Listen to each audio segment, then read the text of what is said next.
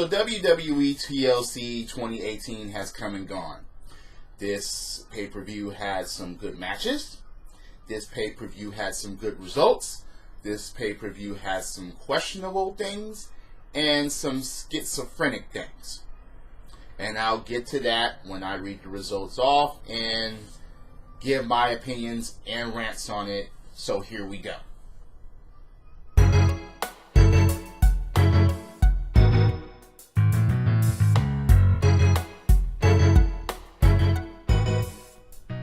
Cruiserweight Championship match, didn't expect anything less from these two.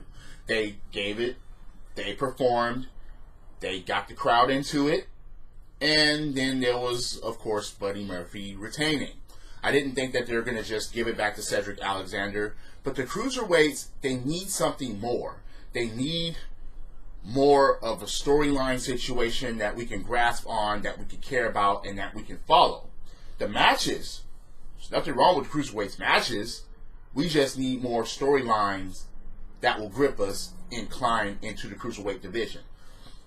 Again, good match. But I wasn't really invested because I'm like, yeah, besides a good match, where do they go from here type of thing. And that's the problem with WWE. They'll have good matches with no storyline into it, and then they'll have a somewhat good storyline, but the match would suck. But anyway, good match. Buddy Murphy retains.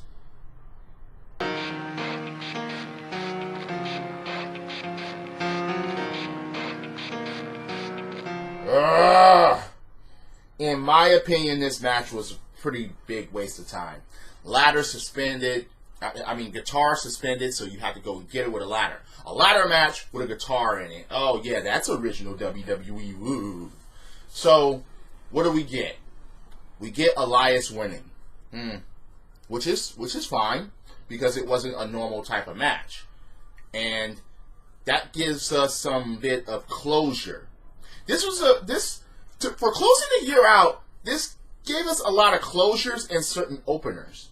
But this match was a closure, in my opinion, so Elias could perhaps move on, maybe to the freaking Intercontinental Championship, and I'll explain that later. But Elias wins. Bobby Lashley, ever since Bobby Lashley came back to the WWE, no Universal Championship, with Lio Rush being his wingman. I'm not a fan of Bobby Lashley's mic skills, so giving him Lio Rush was just, but Lio Rush is cringeworthy. And I'm going to say this right now. If you would have had someone like Paul Heyman, or even, come on, somebody else, damn it, that could actually do some worthy hyping up for Bobby Lashley, but Lio Rush is not it. Anyway, Elias wins the match.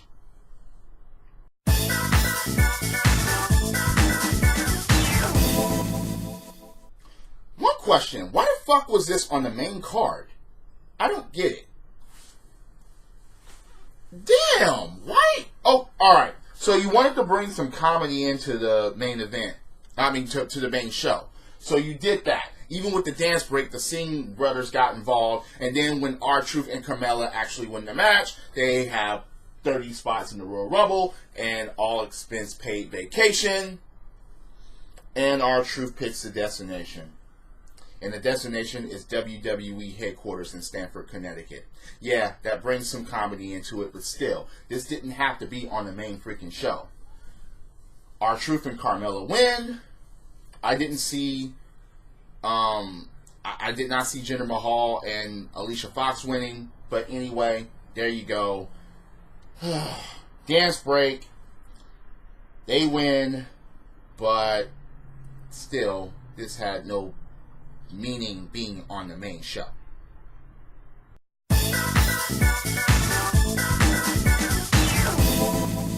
The Bar retaining is cool. I'm just wondering, where is everything going to go from here?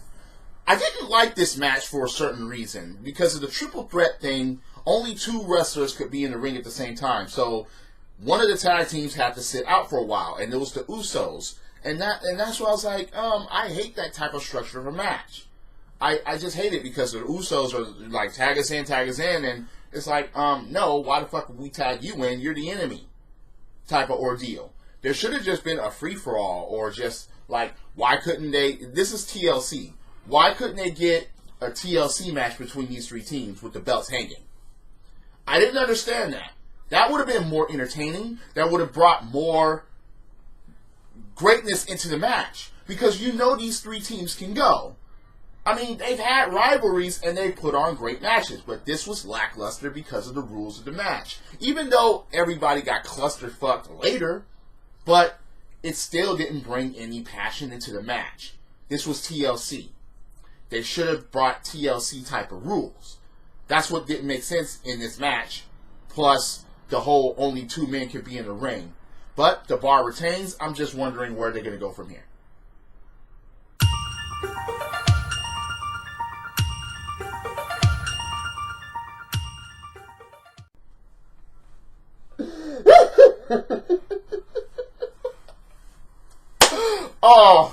Oh God.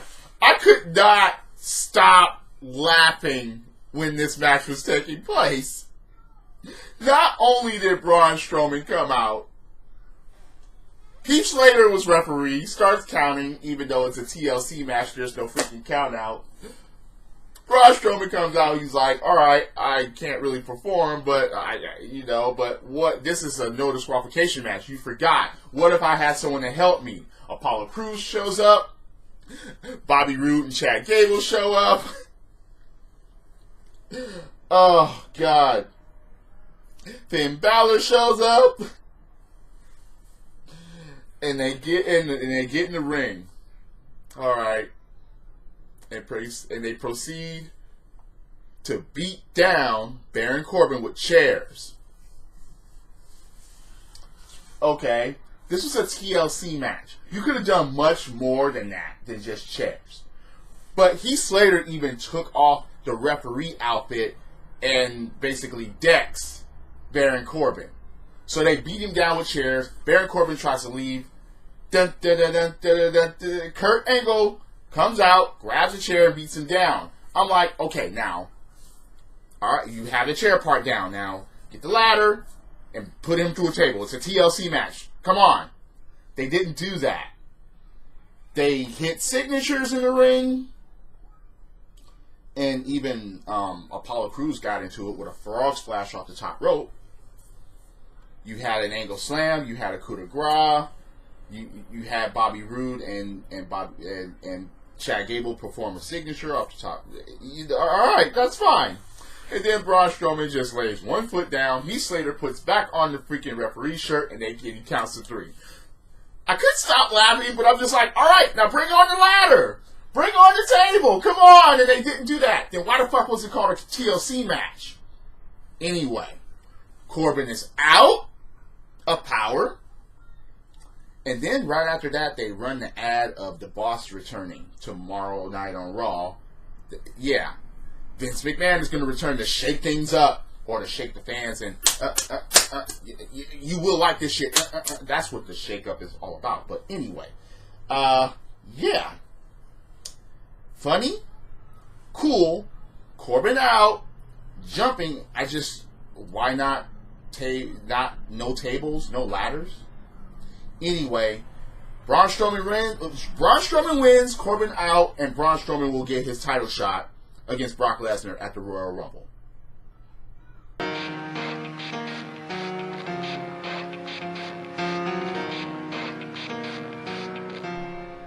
So, Natalya against the Riot Squad. That's what basically this was. All 3 Riot Squad members get put through tables courtesy of Natalya, in one form or another.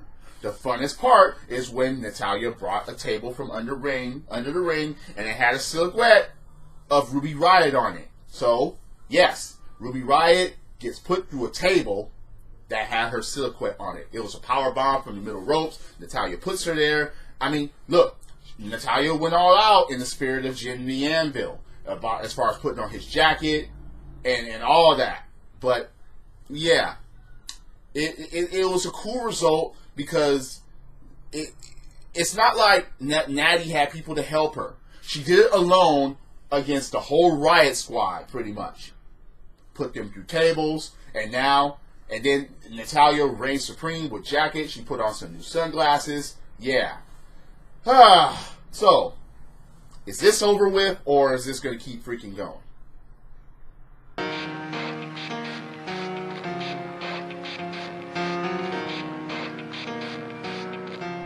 Okay, this result kind of surprised me, but the interference of Dolph Ziggler, that was the cinching moment. When Finn Balor came out, no demon, I was like, okay, yeah, just like I said that, no demon, yeah, alright, okay, I expect a good match, but Drew McIntyre is probably most likely going to take it. But Dolph Ziggler actually interferes, and that's why Finn Balor actually freaking wins the match. Now, the funniest part is that Dolph Ziggler actually confronted Finn Balor in the back, talking about, hey, you were lucky that I was there. So, if Dolph Ziggler, he's a tweener, a face, or heel, whatever, so, because he actually attacks Finn Balor afterwards. So, again, I don't know. But anyway, Finn Balor wins the match, and yeah, I got this one wrong due to interference by someone that wasn't even on the freaking show, but I got it wrong. I didn't think that Finn Balor was going to win without him being a demon, but yeah, he actually wins. He actually pulls it off.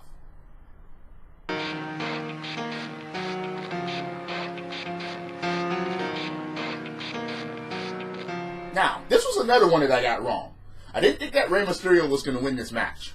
So, but I failed to point out that Mysterio will most likely challenge Shinsuke Nakamura for the United States Championship. So, beating Randy Orton here kind of sets that up. And mask still on, chair shots. I mean, he even did the whole sliding under the bottom rope with the chair and onto Randy Orton. He actually did that. At least there was no RKO with chairs, even though Randy Orton set up 4 chairs and was most likely going to go for RKO, but he got Hurricanrana out of it into a pinning combination, and Randy Orton got held there, and Rey Mysterio runs like a thief in the night after he wins the match. Oh well. There's no afterwards, and there's no RKO, there's no attack afterwards. Alright, that's fine. Rey Mysterio wins, and is a United States Championship run in his future? We'll see.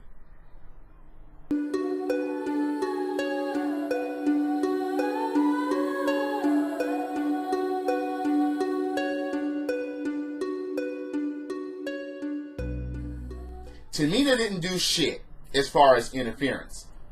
Not worthy anyway. Nia Jax versus Ronda Rousey. Ronda gets thrown around a bit. Nia gets wrapped up a bit. And so on and so on and so on. That's all the match was geared as. Ronda Rousey wins. Oh, she's undefeated. Oh, she's... So Ronda Lesnar is still Raw Women's Champion. And basically, that's all I gotta say about that.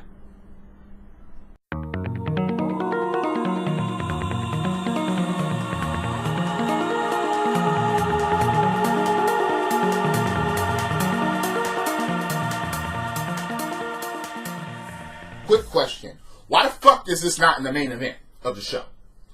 I really questioning that. I questioned that until later on. Good match. No shenanigans. No kick the balls. Alright, that's fine. Daniel Bryan rolled up AJ Styles and pinned him. No kicking the balls. No BS, eye gouging, referee distraction, no getting chair and faking the chair hit or anything like that, even though this should have been a TLC match. Anyway, Daniel Bryan, the new Daniel Bryan, retains. Fine. At least this kind of irons out the whole he needs to do BS to win and beat AJ Styles all the way. He needs to kick in the nuts. He needs to do all this. No, he didn't. He needs to cheat. No, he didn't. No, he didn't. He didn't need to cheat or have any shenanigans done. So, with AJ Styles getting beat by a roll up, that again, that's fine. But again, no holding of the tights, none of that. So, is this the new Daniel Bryan, or was just kicking him in the ding-ding once just to get the title? You know, are you going to go full... Or is it going to be a full heel thing, or it's just going to be like, I'm a heel, but I can actually wrestle and get it done? I prefer that. Being a heel, being able to get it done, no shenanigans or minor shenanigans. I prefer that. But anyway, Daniel Bryan, the new Daniel Bryan, beats AJ Styles and retains the WWE Championship.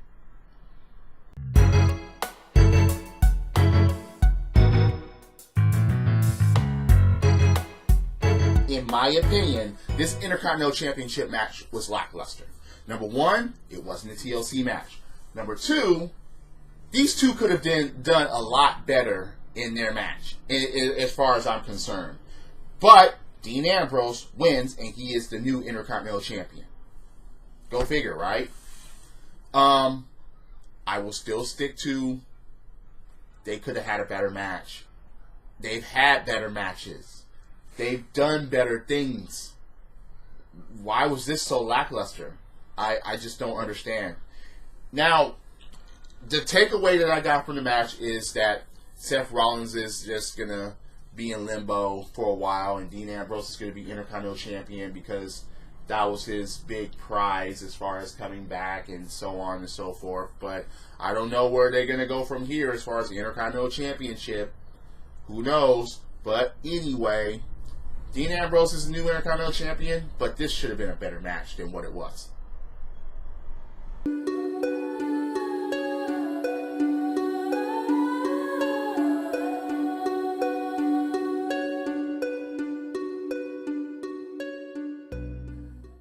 So you have the first ever women's triple threat TLC match as the main event. I questioned that until the end of the freaking match.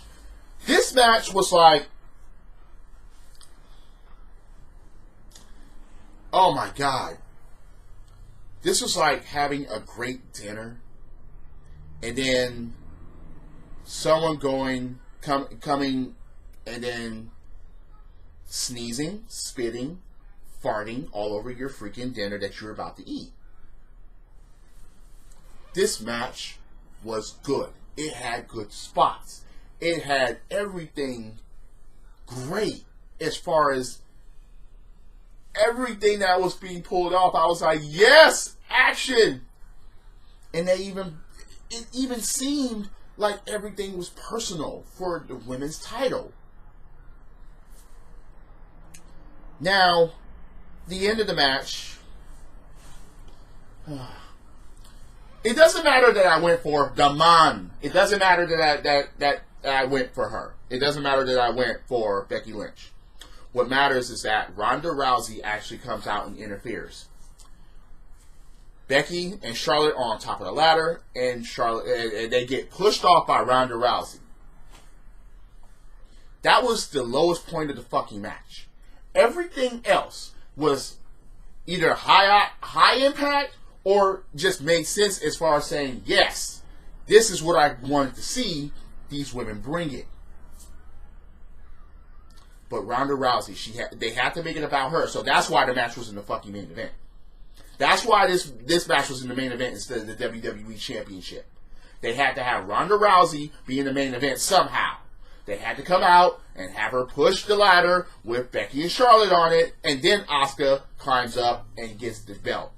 So, we've been waiting for Asuka to get this belt since fucking April. Now it's December 2018. And do we really fucking care now?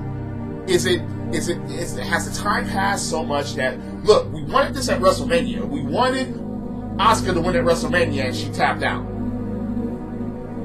And ever since then, she's been just like a blip on the radar. No one really gave a fuck because they weren't showing her. They was putting her with tag matches with Naomi. That's why I didn't think that she was gonna fucking win. But it took Ronda Rousey to interfere in order for fucking Asuka to win this. Asuka could have did this shit alone. She could have came into the ring, pushed him off alone, or chair shotted or kendo stick. She could have did that shit alone. and then climbed up and got the belt, and everybody would have been like, yes, and everybody would have been more satisfied. But you have to bring fucking Ronda Rousey in the picture. It's funny because earlier, when Nia Jax lost, Becky Lynch goes into her and is like, yeah, remember when you broke my face? Kicks her in the stomach, and then bam, and cold clocks her, and then lays Nia out. And I'm like, yes, yeah. But you had to bring Ronda Rousey into this? Damn. You know what? I'm done ranting. Done ranting about it. Asuka's the new women's champion of Smackdown Live, but Ronda Rousey should have stayed out of it. So those are the results of WWE TLC 2018, and I'm just like, they closed a lot of things. They had a lot of good things. And then they ruined the pay-per-view with Ronda Rousey at the end in a lackluster Intercontinental Championship match that followed a WWE Championship match. That WWE Championship match could have main evented pretty much any card and it would have been good. But anyway, do you think my opinions are full of shit? Do you agree or disagree with what I'm saying? Please comment below. If you're on YouTube, hit that like button, hit subscribe so that those notifications. If you're on Spreaker.com or on Apple's iTunes listening to this, once again, thank you for joining along. Last pay-per-view of the year. Again, open doors, they close some doors. And the doors that they closed were pretty, made sense. And nothing against certain things, but Ronda Rousey in the main event.